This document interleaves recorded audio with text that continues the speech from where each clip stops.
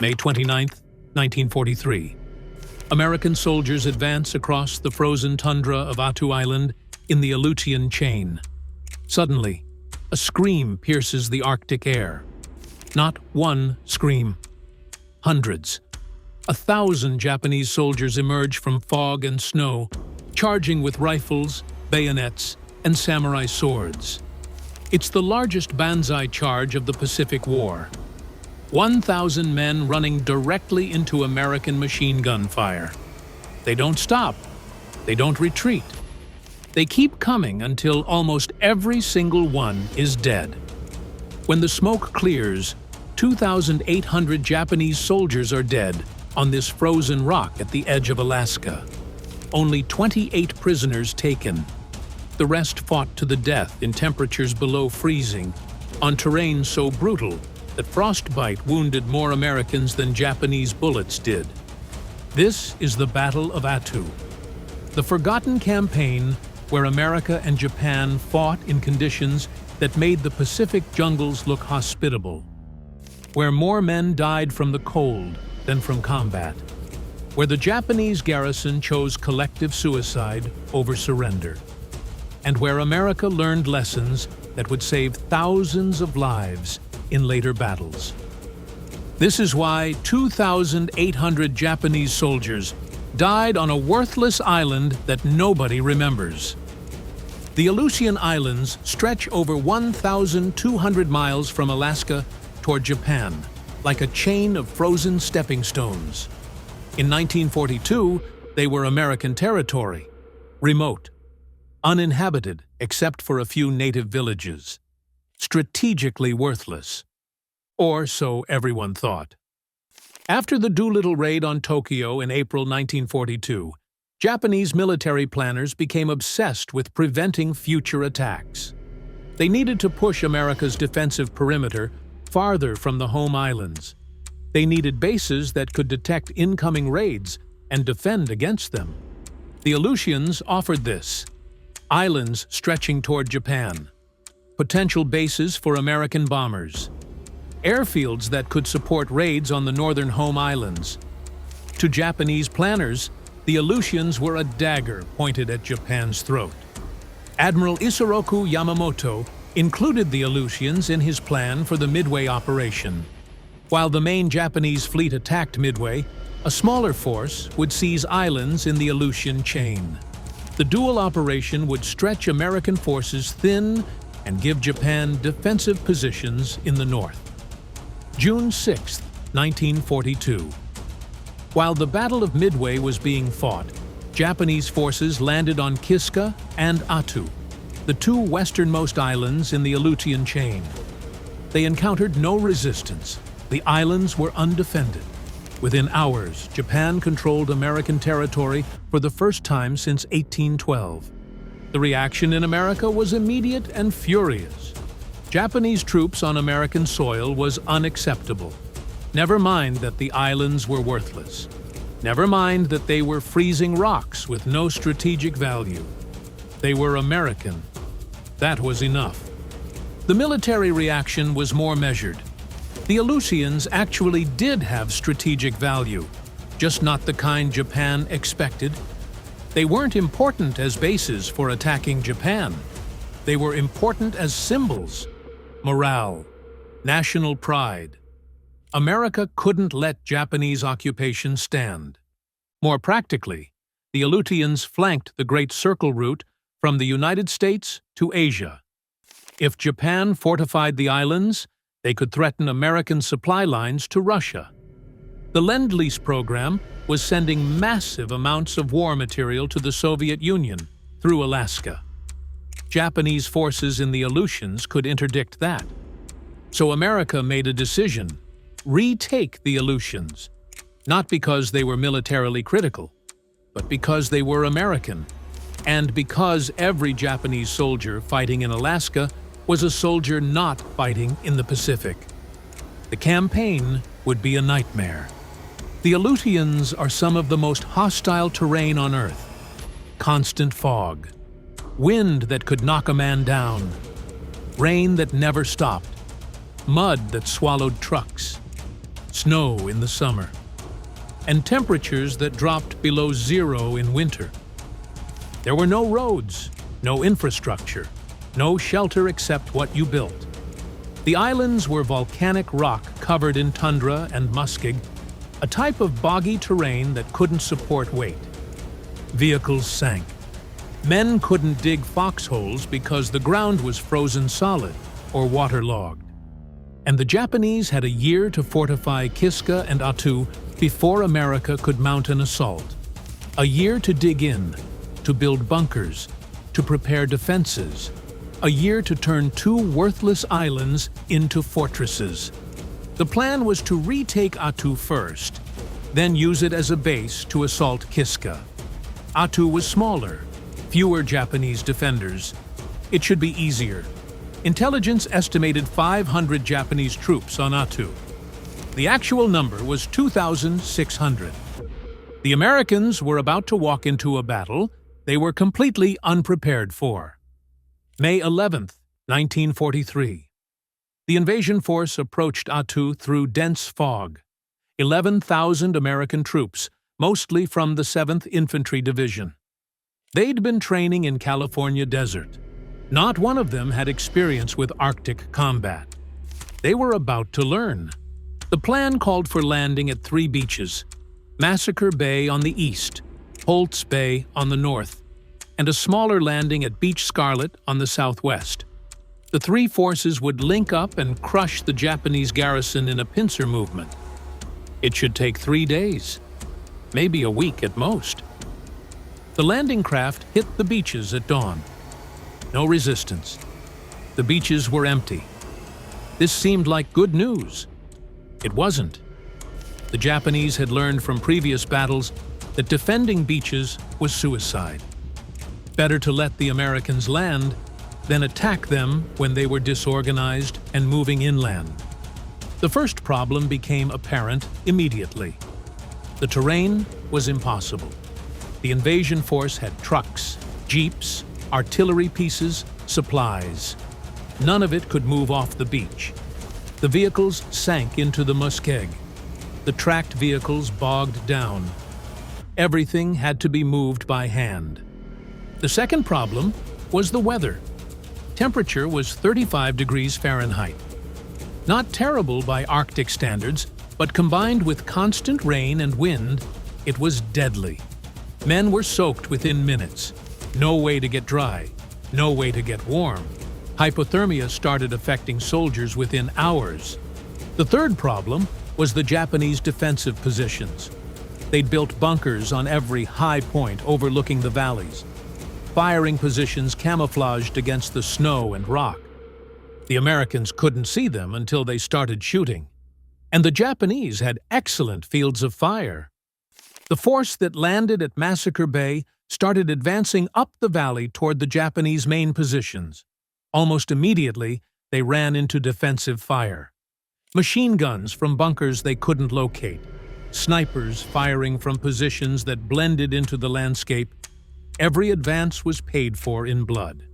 Artillery support was minimal. The big guns couldn't be moved off the beach because of the terrain. The smaller mortars and pack howitzers were deployed, but accuracy was terrible in the wind and fog. Most of the time, forward observers couldn't even see the targets. Air support was non-existent. The weather was too bad for aircraft. The carrier planes that were supposed to support the attack sat on their decks, grounded by fog and wind. The soldiers were on their own. By nightfall on May 11th, the American forces had advanced maybe a mile inland. They'd taken casualties, not heavy, but steady. And now they faced their first night in the Aleutian wilderness. There was no shelter. Soldiers tried to dig foxholes but hit frozen ground or water within inches. They scraped shallow depressions and huddled in them. Rain turned to sleet. Wind cut through their uniforms. Men started showing signs of hypothermia, shivering, confusion, loss of coordination. The medical evacuation system broke down immediately. Wounded men couldn't be carried back to the beach because the terrain was too difficult. They had to be left at aid stations with minimal shelter and supplies. Medics did their best, but they were overwhelmed. Frostbite cases started appearing. Feet frozen in wet boots. Hands frozen while handling weapons. The cold weather gear the Army had issued was inadequate. It was designed for temperate climates, not Arctic conditions. Soldiers' uniforms were cotton. Cotton absorbs water and loses all insulating value when wet. Men were essentially wearing wet cloth in freezing temperatures. By May 12th, the American advance had stalled. The Japanese defensive positions were too strong. Every attempt to advance was met with machine gun fire from bunkers.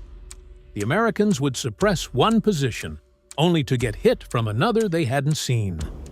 The Japanese had overlapping fields of fire, mutually supporting positions. Professional defensive engineering. The Northern Landing Force at Holt's Bay was having similar problems. They'd advanced inland, but were pinned down by Japanese positions in the hills. Every attempt to outflank the defenses failed, because the terrain channeled movement into killing zones. By May 15th, 4 days into the operation, the American forces had suffered 1,100 casualties. Only 140 were from combat. The rest were from exposure, frostbite, trench foot, and disease. The cold was killing more Americans than the Japanese were.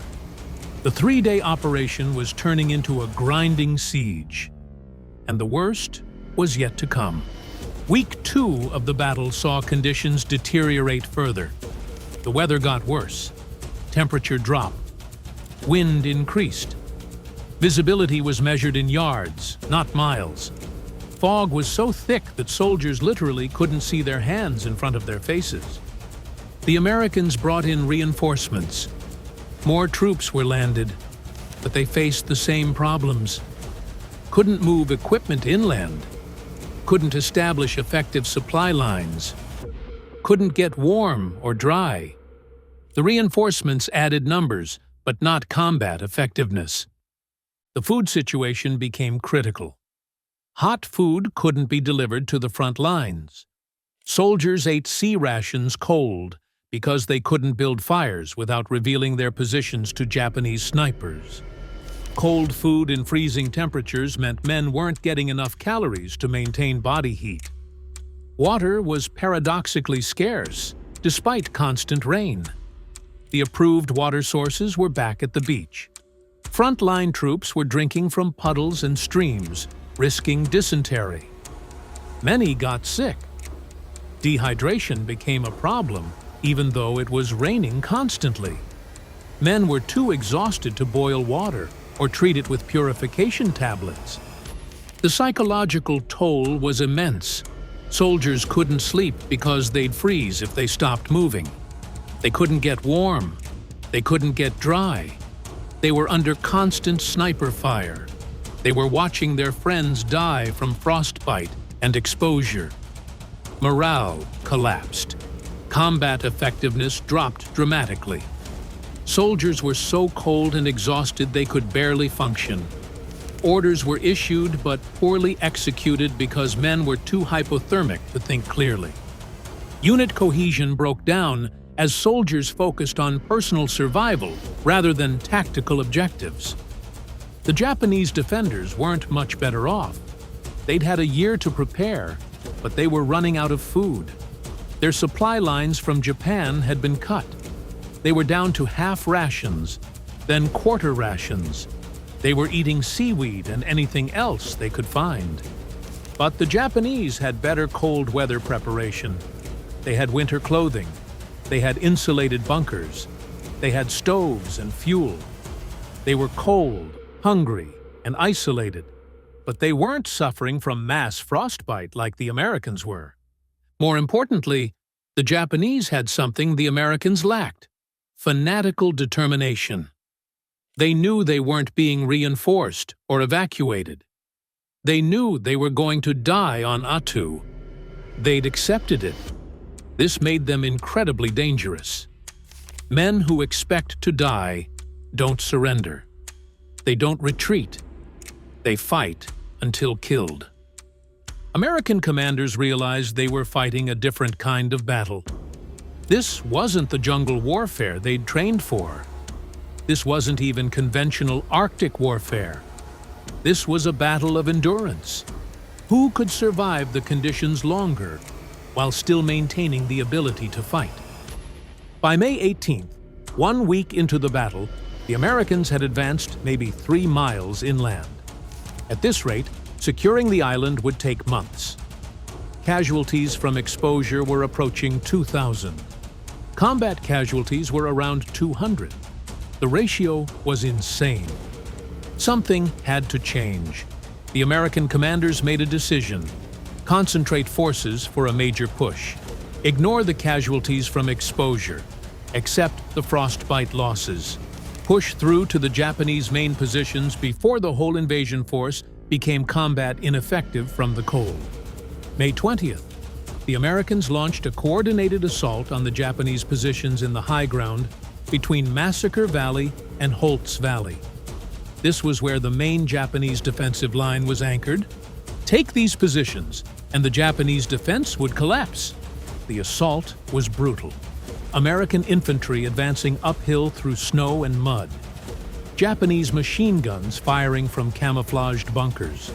Mortar fire falling on advancing troops. The Americans took horrific casualties but kept advancing. They had to. Staying pinned down meant freezing to death. Slowly, position by position, the Japanese defensive line was overrun. Not because the Japanese retreated, they didn't, but because enough Americans were willing to advance into machine gun fire that eventually the bunkers were overwhelmed. Every position had to be taken by direct assault. Flamethrowers when available, grenades and bayonets when not. By May 24th, the Americans had broken through the main defensive line. The Japanese were being pushed back to their final positions around Chichagof Harbor on the north coast. This should have been the end. The Japanese garrison was surrounded, out of food, low on ammunition. Surrender was the logical choice. But logic didn't apply to the Japanese garrison on Attu, May 28, 1943. The Japanese garrison on Attu was trapped. 1,000 soldiers remained alive out of the original 2,600. They held a small perimeter around Chichagof Harbor. American forces surrounded them. Artillery could shell their positions at will.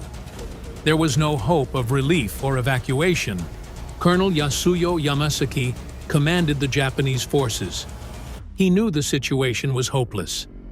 His men were starving. Ammunition was almost gone. Medical supplies exhausted. The wounded were dying in makeshift aid stations because there was no medicine, no bandages, nothing.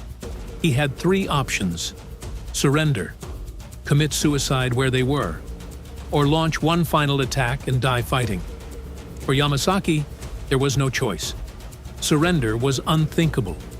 Passive suicide was cowardly. They would attack. Yamasaki gathered his remaining soldiers. He told them they would launch a Banzai charge at dawn. They would break through American lines, reach the supply dumps at the beach, destroy everything they could, and die in battle. It was suicide, but it was honorable suicide. The wounded who couldn't walk were given grenades. They would commit suicide when the attack began. The walking wounded would join the charge. Everyone who could hold a weapon would participate. This was the end. Make it glorious. May 29th, 3:30 a.m. Still dark. Dense fog. Temperature below freezing. The Japanese began their assault. They moved in complete silence. Over 1,000 men advancing through the fog toward American positions. No shouting, no war cries, complete stealth. They infiltrated American lines before anyone realized what was happening. Then they charged. 1,000 voices screaming, officers waving samurai swords, soldiers with bayonets, some with rifles, some with just bayonets tied to sticks, some with nothing but grenades. They ran directly at American positions. The American forces were stunned. Sentries fired. Machine guns opened up. But the Japanese kept coming through the fog. They hit American positions with overwhelming force. Hand-to-hand combat. Bayonets against bayonets. Knives. Rifle butts. Pure savagery. The initial attack broke through American lines in multiple places. Japanese soldiers reached the rear area medical stations. They killed wounded Americans in their cots, killed medics, killed anyone they encountered. This wasn't just combat. This was massacre driven by desperation and rage. One group of Japanese soldiers reached an American artillery position. They killed the gun crews with bayonets and swords, destroyed the guns with grenades, kept advancing toward the beach. But the American forces were recovering from the shock. Machine gun positions repositioned. Artillery fired directly into the charging Japanese. Infantry formed defensive lines. The initial breakthrough was being contained. The Japanese charge lost momentum, not because the soldiers stopped, but because they were being killed. Machine gun fire cut down dozens at a time. Artillery shells exploded in their midst. Still they came. Still they charged. But the numbers were dropping. By dawn, the charge had been stopped. Bodies everywhere. Japanese soldiers lying in piles where machine gun fire had caught them. The wounded crawling forward, trying to continue the attack with their last strength. And still some kept fighting. Pockets of Japanese soldiers were surrounded. They fought until killed. No surrender. When they ran out of ammunition, they charged with bayonets. When the bayonets broke, they used knives. When the knives were gone, they used rocks and their hands. By noon, it was over. The battlefield was silent except for the wind and the groans of the wounded. Over 500 Japanese soldiers dead from the Banzai charge alone. The survivors, maybe 300, had withdrawn to their final positions around the harbor. May 30th. The end came quickly. American forces assaulted the final Japanese positions. There was almost no resistance. The remaining Japanese had committed suicide during the night. Grenades, gunshots. They'd chosen death over capture. When American soldiers entered the final positions, they found scenes that would haunt them forever. Mass suicide. Japanese soldiers who'd blown themselves up with grenades. Officers who'd committed seppuku. Wounded men who'd killed each other because they couldn't kill themselves.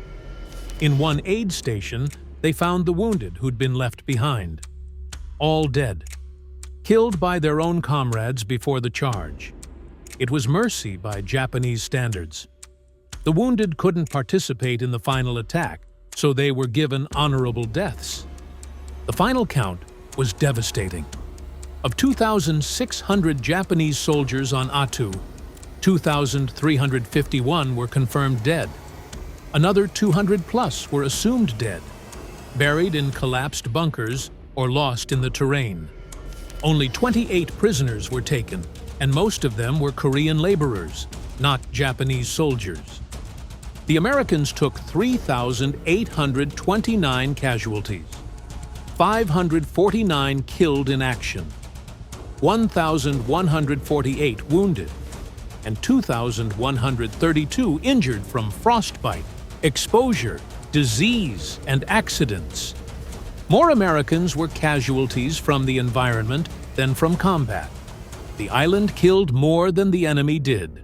The Battle of Attu was a shock to American military planners. They'd expected a quick victory. Instead, they got 19 days of brutal combat in impossible conditions against an enemy that refused to surrender. The casualty ratio was particularly troubling. American forces outnumbered the Japanese 4-1, had superior firepower, had air and naval support, and still took higher casualties than expected. The Japanese killed nearly 2 Americans for every Japanese soldier lost in combat. More concerning was the realization that Japanese soldiers would fight to the death. The 28 prisoners from a garrison of 2,600 told planners everything they needed to know about future battles. Surrender wasn't going to be an option. Every island, every position, every battle would be a fight to the annihilation of the garrison. This fundamentally changed American planning for the Pacific War. If the Japanese wouldn't surrender, then American forces needed overwhelming firepower. More naval bombardment, more air support, more artillery. Don't give the enemy a chance to fight. Destroy positions from a distance before sending troops in. The Attu experience led directly to changes in tactics for later battles. Tarawa, Saipan, Iwo Jima, Okinawa. The lessons from Attu shaped how America fought the rest of the Pacific War. Use firepower to minimize casualties. Assume the enemy will fight to the death. Plan for it. Prepare for it. The cold weather experience was equally valuable. The military realized their equipment was inadequate. New cold weather gear was developed, better uniforms, insulated boots, vapor barrier clothing. These developments saved lives in Korea a decade later. Medical protocols were revised. Frostbite treatment improved. Hypothermia management became standard training. Medics learned how to keep wounded men alive in extreme cold. These lessons were documented and became part of military doctrine. The psychological impact on the soldiers who fought at Attu was profound. They'd experienced something unique in the Pacific War. They'd fought in conditions that made the jungle seem pleasant. They'd seen mass suicide on a scale that shocked even veteran soldiers. Many suffered from what we'd now call PTSD.